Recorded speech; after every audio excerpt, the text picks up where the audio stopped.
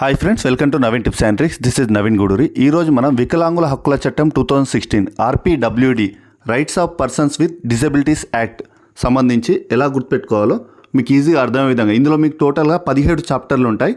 ఈ 17 అధ్యాయాలకు సంబంధించి ప్రతి ఒక్కటి ఎలా గుర్తుపెట్టుకోవాలో సింపుల్గా అర్థమయ్యే విధంగా మీకు ట్రిక్స్ ద్వారా ఎక్స్ప్లెయిన్ చేస్తాను. కాబట్టి వీడియోని మాత్రం స్కిప్ చేయకండి, చాలా ఇంపార్టెంట్. వీడియో నచ్చినట్టయితే మాత్రం ప్లీజ్ లైక్ చేయండి. ఇంకెవరైనా మన ఛానల్ సబ్స్క్రైబ్ చేయని వారు ఉంటే సబ్స్క్రైబ్ చేయండి. ఫ్రెండ్స్, ఒక అనౌన్స్మెంట్ అండి. డిఎస్సికి సంబంధించి షార్ట్ ట్రిక్ కోర్స్ అనేది లాంచ్ చేయడం జరిగింది. ఇంకెవరైనా కోర్స్ తీసుకోవాలంటే యాప్ లింక్ వీడియో కింద డిస్క్రిప్షన్లో పెట్టడం జరుగుతుంది. లేదంటే మీరు ప్లేస్టోర్లో నవీన్ టిప్స్ అండ్ ట్రిక్స్ అని టైప్ చేయగానే మన యాప్ ప్లేస్టోర్లో అవైలబుల్లో ఉందండి. అలానైనా డౌన్లోడ్ చేసుకొని ఈ కోర్స్ అనేది చూడండి. ఇందులో మీకు 100% ట్రిక్స్తో ప్రతి ఒక్క వీడియో ఈజీగా అర్థమయ్యే విధంగా, ర్యాపిడ్ రివిజన్ ద్వారా ప్రతి ఒక్కరికి ఈజీగా అర్థమయ్యే విధంగా 100% ట్రిక్స్తో వీడియోస్ అనేది ప్రిపేర్ చేయడం జరిగింది. ఓకేనండి, ఇక మనం టాపిక్లోకి వస్తే ఈ RPWD యాక్ట్ 2016 సంబంధించి ఈ చట్టంలో మొత్తం 17 అధ్యాయాలు ఉంటాయి. ఈ 17 అధ్యాయాలు అదేవిధంగా 102 సెక్షన్లు, ఒక షెడ్యూల్ కలదు ఈ యాక్ట్లో. ఇందులో మీకు ఈ 17 అధ్యాయాలకు సంబంధించి ప్రతి ఒక్కటి మీకు ఎలా గుర్తుపెట్టుకోవాలో చెప్తాను. ఇక్కడ చూడండి, మొదటి అధ్యాయం ప్రాథమిక అంశాల గురించి తెలియజేస్తుంది. ఇక్కడ ఎలా గుర్తుపెట్టుకోవాలి ఇది అంటే, అంశాలు స్టార్టింగే ప్రాథమిక అంశాలు కాబట్టి ఏ అంటే అంశాలు. ఇక్కడ ప్రతి ఒక్కటి మీకు ఆల్ఫాబెటికల్ లెటర్ ప్రకారం చెప్తాను. 1 అంటే ఏ, 2 అంటే బి, ఇలా 3 అంటే సి, ఇలా మీకు ప్రతి ఒక్కటి ఆల్ఫాబెటికల్ ప్రకారము డీకోడ్ చేసుకుంటూ చెప్తాను. ఓకేనా? ఇక్కడ చూడండి, 1 అంటే ఇంగ్లీష్ ఆల్ఫాబెట్లో ఏ కాబట్టి ఏ ఫర్ అంశాల గురించి తెలియజేస్తుంది, ప్రాథమిక అంశాలు. నెక్స్ట్ 2 అంటే హక్కులు ప్రయోజనాల గురించి తెలియజేస్తుంది. ఇక్కడ 2 అంటే ఏంటి? బి, ఇంతకుముందు చెప్పాను. ఏ అంటే అంశాలు, బి అంటే బెనిఫిట్స్ గురించి తెలియజేస్తుంది. ప్రయోజనాలు, బెనిఫిట్స్ అంటే ప్రయోజనాలు, ఇక్కడ కీవర్డ్ అనేది ప్రయోజనాలు. ఓకేనా? బి ఫర్ బెనిఫిట్స్ అంటే ప్రయోజనాల గురించి తెలియజేసేది రెండో అధ్యాయం, సెకండ్ చాప్టర్. ఓకేనా? నెక్స్ట్ మూడో అధ్యాయం ఏం తెలుపుతుందంటే విద్య గురించి తెలియజేస్తుంది. విద్య ఇక్కడ 3 అంటే సి. ఓకేనా? 3 ఫర్ సి అంటే కోచింగ్ అని గుర్తుపెట్టుకోవాలి. కోచింగ్ దేనికోసం కోచింగ్ తీసుకుంటాం? కోచింగ్ అనేది విద్య కోసం తీసుకుంటాం, విద్య కోసం కోచింగ్ తీసుకుంటాం. ఓకేనా? కాబట్టి సి ఫర్ కోచింగ్ అని అంటే ఈజీగా మనకు విద్య అనేది గుర్తుంటుంది. Third chapter. Next 4th chapter, 4వ అధ్యాయం ఏం తెలుపుతుందంటే నైపుణ్యాభివృద్ధి ఉపాధి గురించి తెలియజేస్తుంది. నైపుణ్యాభివృద్ధి ఉపాధి, ఇక్కడ 4లో నైపుణ్యం అని గుర్తుపెట్టుకోవాలి. 4లో నైపుణ్యం, 4 అనగానే నైపుణ్యం, 4లో నైపుణ్యం అని గుర్తుపెట్టుకుంటే 4 నైపుణ్యం సింపుల్గా గుర్తుంటుంది, సిమిలర్గా ఉంటుంది. కలిపి చదువుకోవాలి, 4 నైపుణ్యం. ఓకేనా? నెక్స్ట్ 5th చాప్టర్, 5వ అధ్యాయం ఏం తెలియజేస్తుందంటే సామాజిక భద్రత, ఆరోగ్యం, పునరావాసం, వినోదం. ఇవన్నీ 5th చాప్టర్లో ఉంటాయి. సామాజిక భద్రత, ఆరోగ్యం, పునరావాసం, వినోదం. ఓకేనా? వినోదం అనేది ఇక్కడ కీవర్డ్, వినోదం. 5 అంటే ఇక్కడ ఏంటి? 5 అంటే ఇంగ్లీష్ ఆల్ఫాబెట్లో ఈ. 5 అంటే ఈ, ABCD ఈ కాబట్టి ఈ ఫర్ ఎంటర్టైన్మెంట్ అని గుర్తుపెట్టుకోవాలి. ఎంటర్టైన్మెంట్ అంటే వినోదం. ఓకేనా? వినోదం ఇలా గుర్తుపెట్టుకోవచ్చు ఈ కీవర్డ్ ప్రకారం. 5వ చాప్టర్. నెక్స్ట్ 6వ అధ్యాయం ఏం తెలియజేస్తుంది? కనీస వైకల్యం గల వ్యక్తులకు ప్రత్యేక నిబంధనలు అనేది ఇక్కడ కీవర్డ్. 6 అంటే ఇక్కడ మీకు 6 సూత్రాల పథకం గుర్తొస్తుంది. 6 సూత్రాల పథకం అనేది చాలా ఇంపార్టెంట్ తెలంగాణ ఉద్యమంలో, ప్రతి ఒక్కరికి తెలిసిన విషయమే. ఇక్కడ 6 అనగానే 6 సూత్రాల పథకం లాగా సిమిలర్గా ఇక్కడ 6 నిబంధనలు ఉంటాయని గుర్తుపెట్టుకోవాలి. 6 నిబంధనలు సేమ్ 6 సూత్రాల పథకంలాగా ఇలా లింక్ చేసుకుంటే ఈజీగా గుర్తుంటుంది. నెక్స్ట్ 7th చాప్టర్ ఏం తెలియజేస్తుంది? అధిక మద్దతు అవసరం ఉన్న వైకల్యం గల వ్యక్తులకు ప్రత్యేక రాయితీలు ఇవ్వడం, స్పెషల్ డిస్కౌంట్. ఓకేనా? అధిక మద్దతు అవసరం ఉన్న వైకల్యం గల వ్యక్తులకు ప్రత్యేక రాయితీలు. ఇక రాయితీలు అనేది కీవర్డ్, రాయితీలు, డిస్కౌంట్.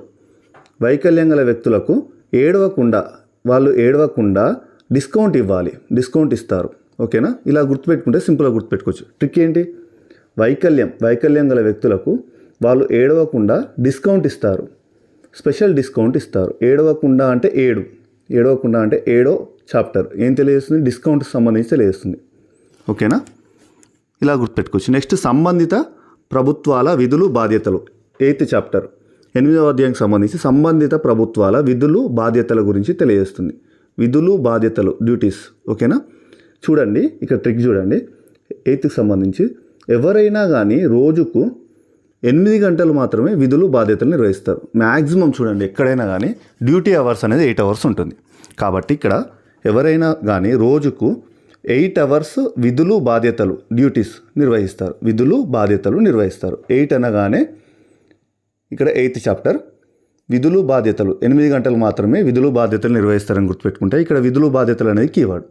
సింపుల్గా ఇలా లింక్ చేసుకోవచ్చు. నెక్స్ట్ 9th, వైకల్యం ఉన్న వ్యక్తుల కోసం పనిచేసే సంస్థల రిజర్వేషన్ మరియు ఆ సంస్థలకు నిధులు.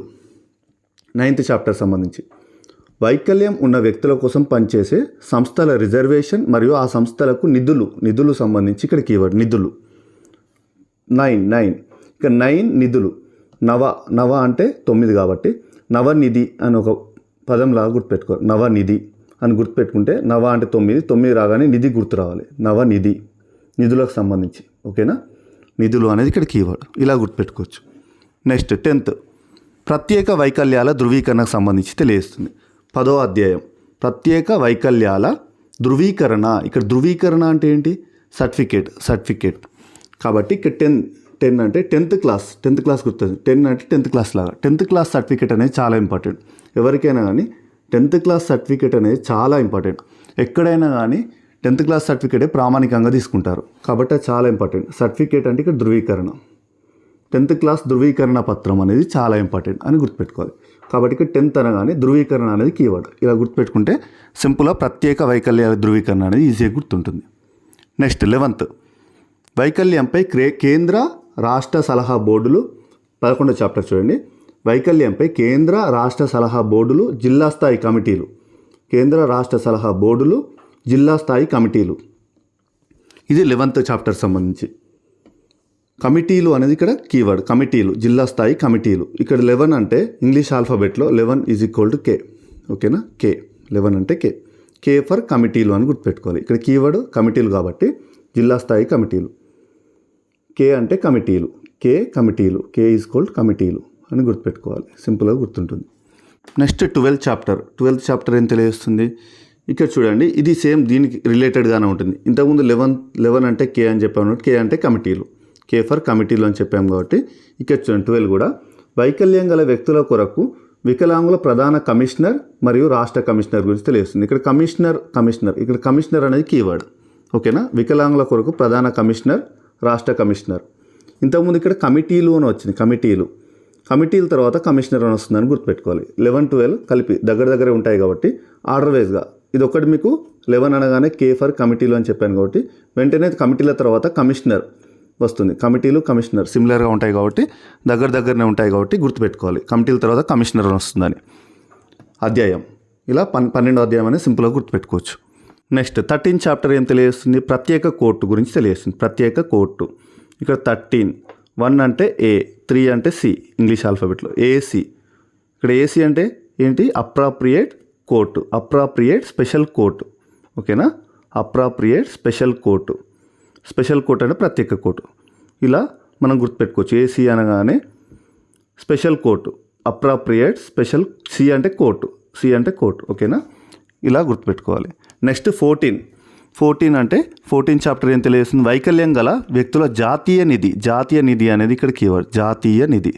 వైకల్యం గల వ్యక్తుల జాతీయ నిధి. National fund. 14 అంటే N.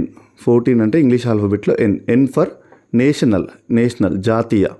N for national fund గురించి తెలియజేస్తుంది. ఓకేనా? N ఫర్ నేషనల్ జాతీయ నిధి. ఇలా సింపుల్గా గుర్తుపెట్టుకోవచ్చు. నెక్స్ట్ 15 వైకల్యం గల వ్యక్తుల రాష్ట్ర నిధి గురించి తెలియజేస్తుంది. ఇంతకుముందు 14 అంటే జాతీయ నిధి. నెక్స్ట్ జాతీయ నిధి తర్వాత వెంటనే రాష్ట్ర నిధి వస్తుంది. ఇవి రెండు దగ్గరే ఉంటాయి కాబట్టి సింపుల్గా గుర్తుపెట్టుకోవచ్చు. స్టార్టింగ్ మీకు 14 అనగానే N అంటే N ఫర్ నేషనల్ జాతీయ నిధి గురించి మీ కోడ్ ద్వారా చెప్పాను కాబట్టి 15 కూడా జాతీయ నిధి తర్వాత వెంటనే రాష్ట్ర నిధి అని గుర్తుపెట్టుకోవాలి. నెక్స్ట్ 16th చాప్టర్ నేరాలు అపరాధ రుసుముల గురించి తెలియజేస్తుంది. లాస్ట్ 17th చాప్టర్ ఇతర అంశాల గురించి తెలియజేస్తుంది. ఇలా మీరు 17 చాప్టర్ సంబంధించి ఈ RPWD యాక్ట్ సంబంధించి ఈ 17 అధ్యాయాలు అనేది చాలా సింపుల్గా ట్రిక్స్ ద్వారా గుర్తుపెట్టుకోవచ్చు. వీడియో నచ్చినట్టయితే మాత్రం ప్లీజ్ లైక్ చేయండి. ఇంకా ఎవరైనా మన ఛానల్ సబ్స్క్రైబ్ చేయని వారు ఉంటే సబ్స్క్రైబ్ చేయండి. డిఎస్సికి సంబంధించి షార్ట్ ట్రిక్ కోర్స్ అనేది లాంచ్ చేయడం జరిగింది. ఇంకా ఎవరైనా షార్ట్ ట్రిక్ కోర్స్ తీసుకున్న వారు ఉంటే యాప్ లింక్ వీడియో కింద డిస్క్రిప్షన్లో పెట్టడం జరుగుతుంది. లేదంటే మీరు ప్లేస్టోర్లో నవీన్ టిప్స్ అండ్ ట్రిక్స్ అని టైప్ చేసిన ఈ లోగోతో ప్లేస్టోర్లో మన యాప్ కనిపిస్తుందండి. అలానైనా యాప్ డౌన్లోడ్ చేసుకొని డిఎస్సికి సంబంధించి షార్ట్ ట్రిక్ కోర్స్ చూడండి. ఇందులో మీకు ప్రతి ఒక్క వీడియో 100% ట్రిక్స్తో ఈజీగా అర్థమయ్యే విధంగా, ప్రతి ఒక్క ర్యాపిడ్ రివిజన్ ద్వారా ఈజీగా అర్థమయ్యే విధంగా ట్రిక్స్తో వీడియోస్ అనేవి ప్రిపేర్ చేయడం జరిగింది. ఇది మీకు ఎలాంటి ఎగ్జామ్కైనా 100% యూస్ఫుల్గా ఉంటుంది. Thank you friends, thank you very much.